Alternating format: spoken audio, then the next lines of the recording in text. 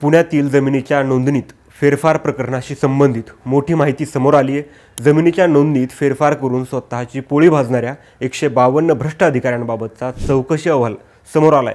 या अहवालातून कोणत्या गोष्टी समोर आल्यात सांगतो, पण त्या अगोदर थोडक्यातला फॉलो करा। महाराष्ट्र जमीन महसूल अधिनियमातील कलम 155चा गैरवापर करून जमिनीच्या नोंदणीमध्ये बेकायदेशीर फेरफार करणाऱ्या 152 महसूल अधिकाऱ्यांवर राज्य सरकारनं कारवाईचा बडगा उगारलाय। या अधिकाऱ्यांमध्ये पुणे जिल्ह्यातील काही तत्कालीन तहसीलदार, नायब तहसीलदार आणि मंडळ अधिकाऱ्यांचा समावेश आहे। मालकी हक्क, वारसांच्या नोंदी आणि जमिनीच्या क्षेत्रफळात बदल करून या अधिकाऱ्यांनी आपल्या अधिकारांच्या बाहेर जाऊन प्रचंड मोठ्या प्रमाणावर अनियमितता केली आहे। हे प्रकरण लोकप्रतिनिधींनी लावून धरल्यानंतर नाशिकचे विभागीय आयुक्त प्रवीण गेडाम यांच्या अध्यक्षतेखालील समितीनं गेल्या 5 वर्षातील सर्व प्रकरणांची सखोल चौकशी केली आणि आपला धक्कादायक अहवाल राज्य सरकारकडे सोपवलाय। या अहवालानुसार दोषी आढळलेल्या एकूण 152 अधिकाऱ्यांपैकी 15 अधिकाऱ्यांनी आपल्या कारभारात अतिगंभीर स्वरूपाच्या, 82 अधिकाऱ्यांनी गंभीर स्वरूपाच्या आणि 55 अधिकाऱ्यांनी मध्यम स्वरूपाच्या अनियमितता केल्याचं आढळून आलंय।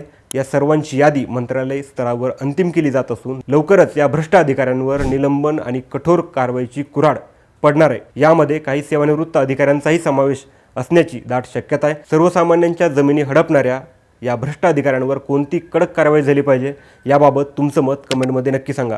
आणि अशाच महत्त्वाच्या अपडेटसाठी थोडक्यातला इंस्टा व फेसबुकवर फॉलो करा आणि यूट्यूब चॅनलही सबस्क्राईब करा। बातमी म्हणजे थोडक्यात।